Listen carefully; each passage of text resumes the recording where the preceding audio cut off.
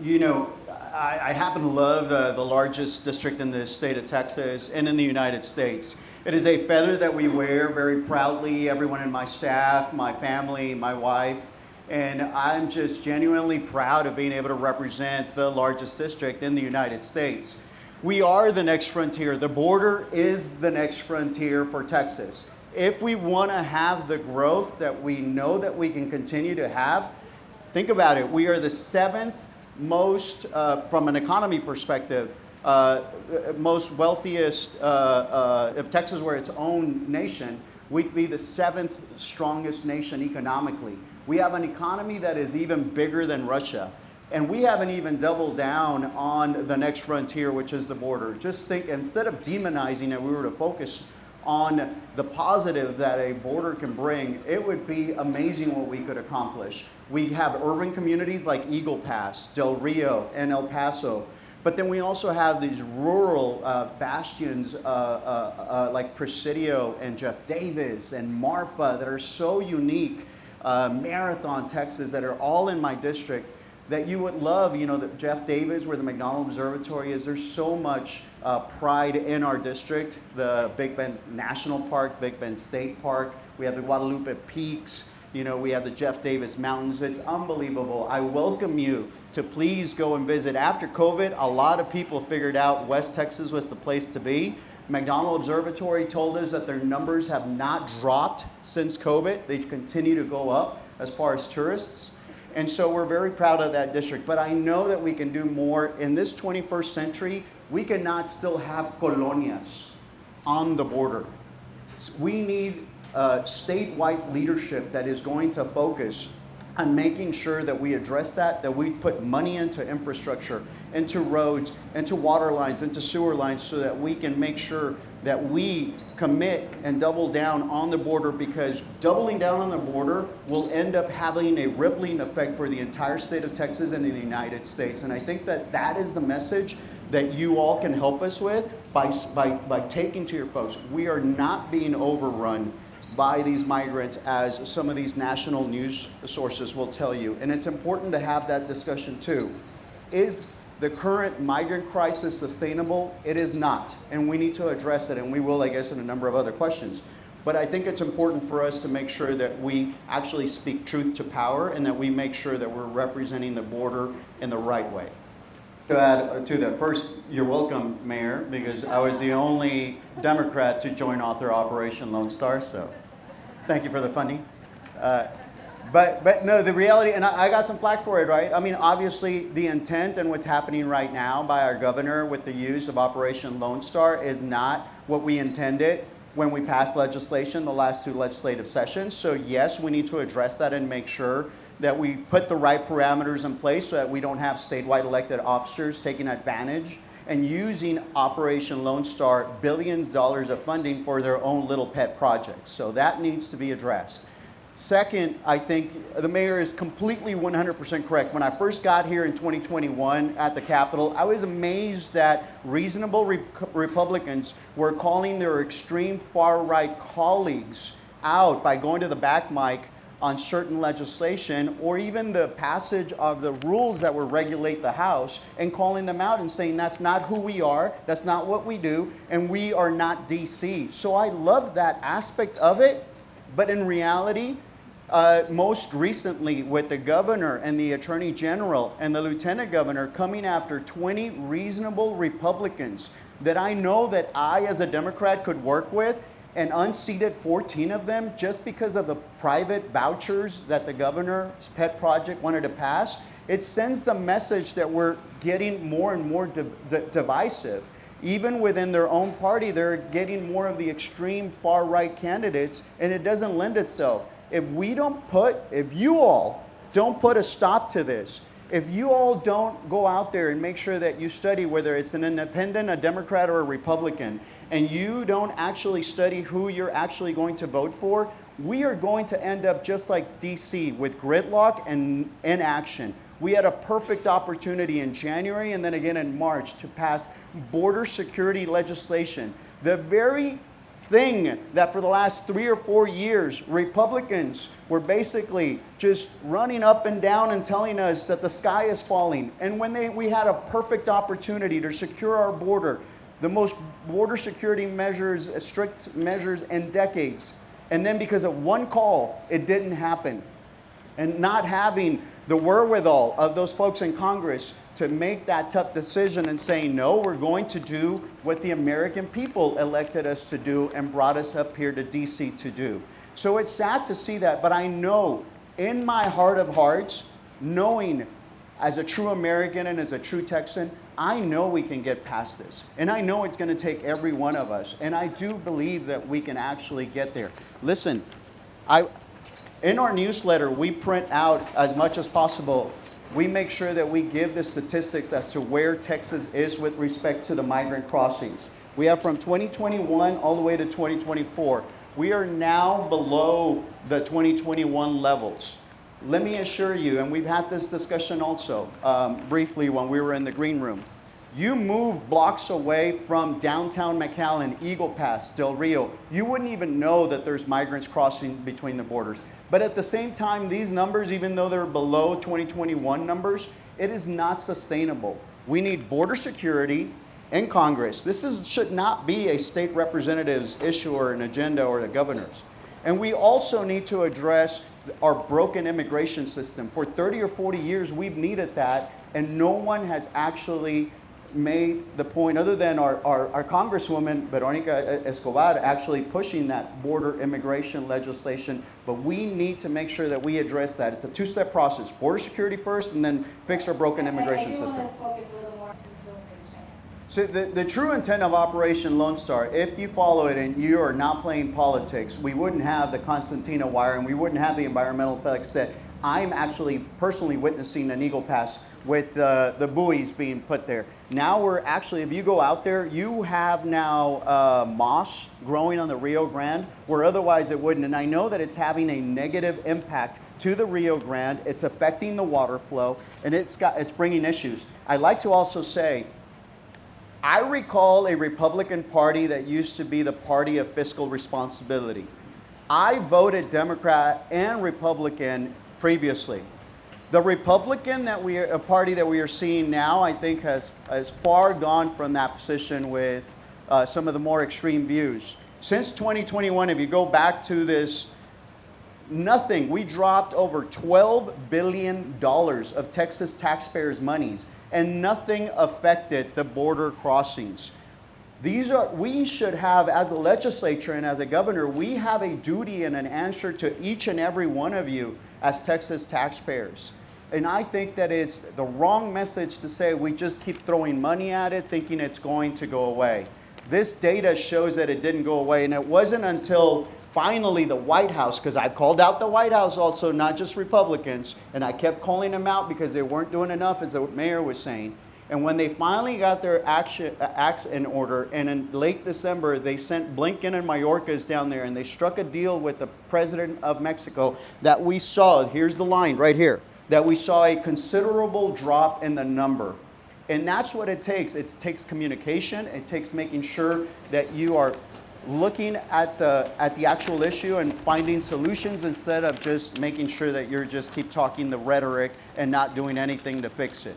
And so what I would say is we need to make sure that we answer to each and every one of you. What we're doing is not the right way. And that's why I didn't want to be the Hispanic on the border that was all about the borders.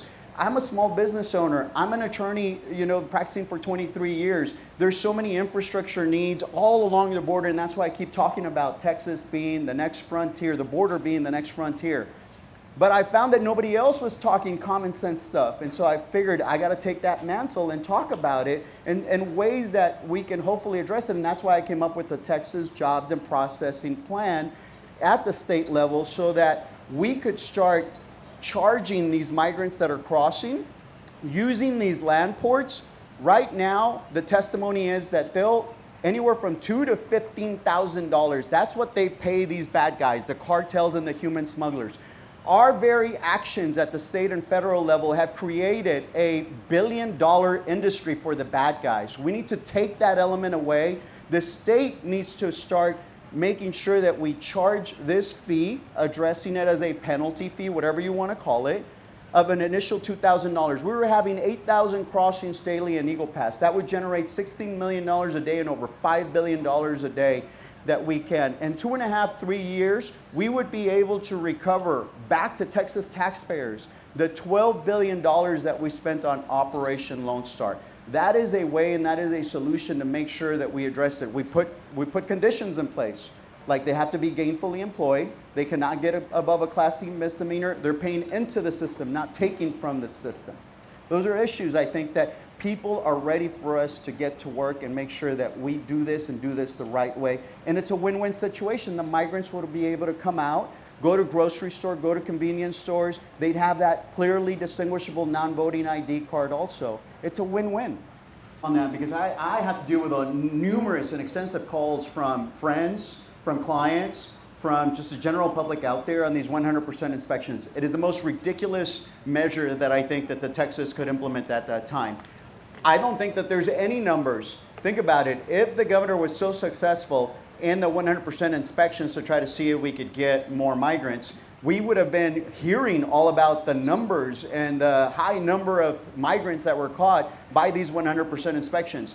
It hurt nobody but our very own people, the small business owners with their trucking companies, the mid-sized companies, and also somebody huge conglomerate like Constellation Brands. We have the largest brewery right across Eagle Pass in Piedras Negras in the world. And they were actually having to call us also because their trucks were having to wait 4 or 5 hours. It hurt nobody, and this was all because the governor wanted to send a message to Mexico about making sure that it addressed this migrant issue. Well, it hurt nobody but the people on the Texas side and right across on the Piedras Negras side that depend on these 2 or 3 runs that they can muster a day so that they can generate enough money to be able to bring, bread and food and have a meal for their family. It was ridiculous, and hopefully it doesn't get implemented anymore because it created so much chaos, so much confusion, and in the end it hurt us economically.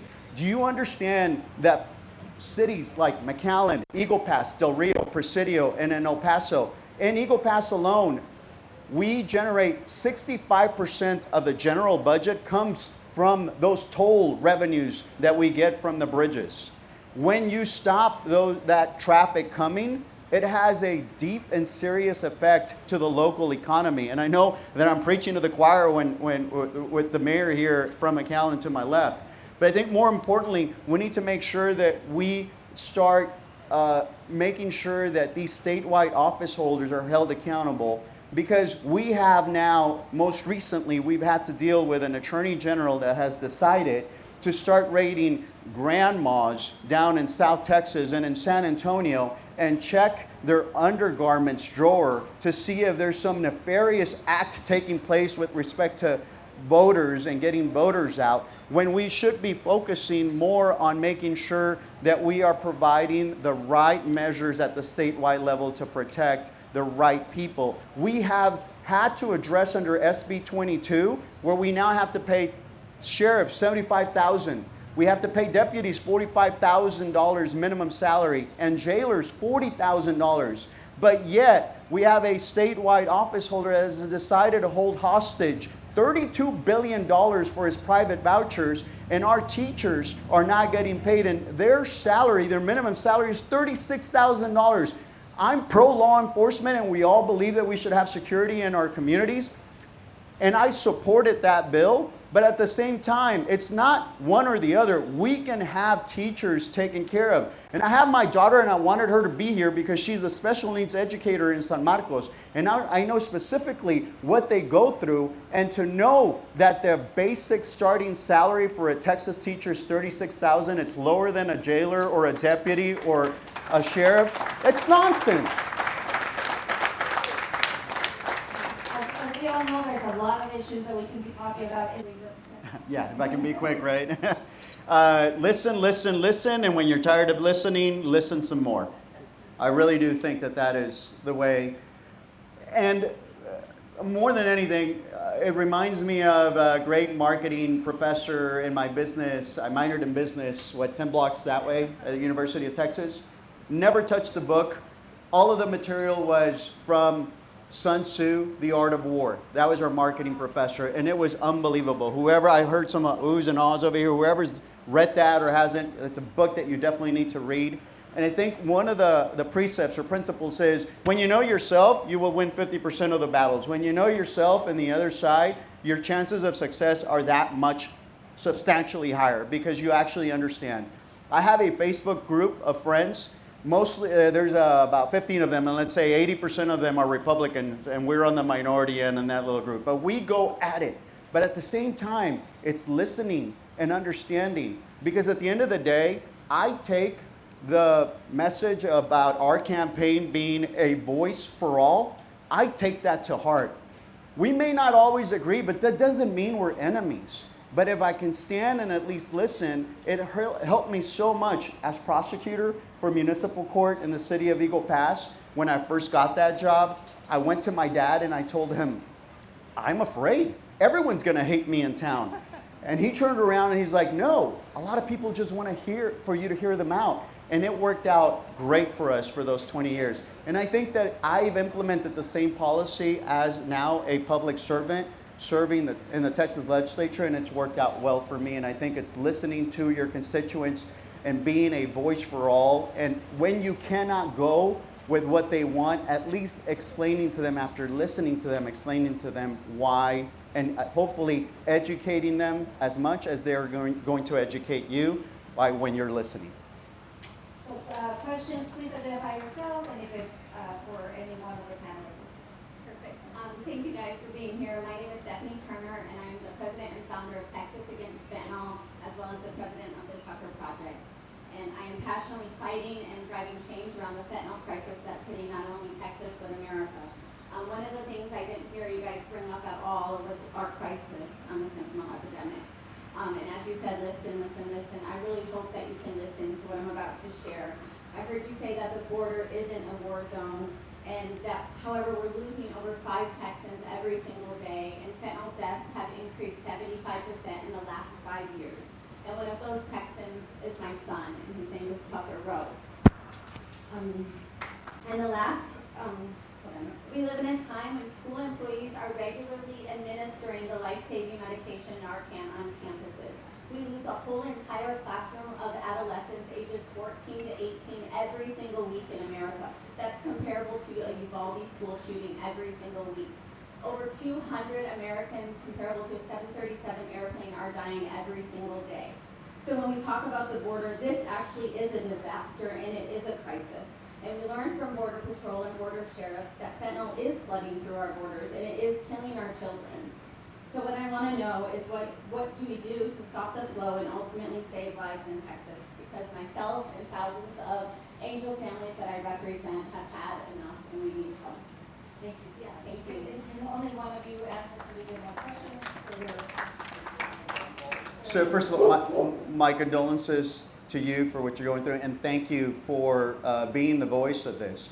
We have had more in the last year, from the data that I remember seeing, we have had more fentanyl across to be able to kill every man, woman, and child in the entire United States. And so it's devastating. However, it is not crossing through the river. It's crossing through our land ports. And so what is our governor doing to make sure that we're addressing that? It's China also doing this through our seaports, our Houston ports also, in California also, where they're coming from. So it's not a undocumented, illegal crossing type issue. 99% of those people just want a better life. And we were just, if we were born on the southern end of that Rio Grande, every one of us, because of our character traits, we would not be waiting 5-10 years for a visa to say, now you can cross and now you can work. We would not be waiting for our children to continue to go starving for us to be able to provide the basic necessities. So I do think that we need to do more.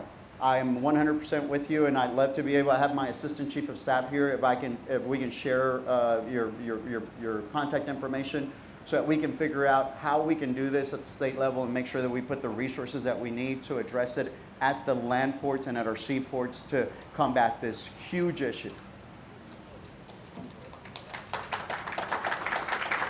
Candidates that are completely opposed to or have no idea that that's the concept that we are under at the federal level and at the state level, that there needs to be compromise. And somehow that word has become this negative word in our vocabulary by at least the extreme far right. And also, I will say, by the far left, but not nearly as it's happening with the far right. So I would say study your candidate and make sure that you are actually supporting candidates, whether they're independents, Republicans, or Democrats, that are willing to reach across the aisle, work with the other side to make sure you may not get all 10 things that you wanted, but if you can get 6 or 7 of those on your legislation, you're piecemealing it, the way the mayor was saying. Eventually we will get there. So really quick, we have a few minutes for one last question if you want to go to. Thank you so much. I'm a Figure towards Mexico City. And without getting into whether or not he's correct to do that, he expressed an optimism that the newly elected Mexican president, Claudia Sheinbaum, is going to work with the United States maybe a little bit better than they have in the past. I'm just curious to see whether or not you share that optimism, and if so, what would that cooperation look like? Representative Morales, do you want to first take that, or? I think, again, if you go look at our data points in our newsletter, even before the outgoing president of Mexico shows that cooperation, working with both governments can have an effect. It wasn't the governor taking over Shelby Park that caused the substantial drop in numbers statewide. You know, it was the effective communication between two presidents and their leadership to be able to address an issue. And we immediately, within days, started seeing them where the migrants were being stopped, not even being allowed to get to the Mexico side of the River Vega.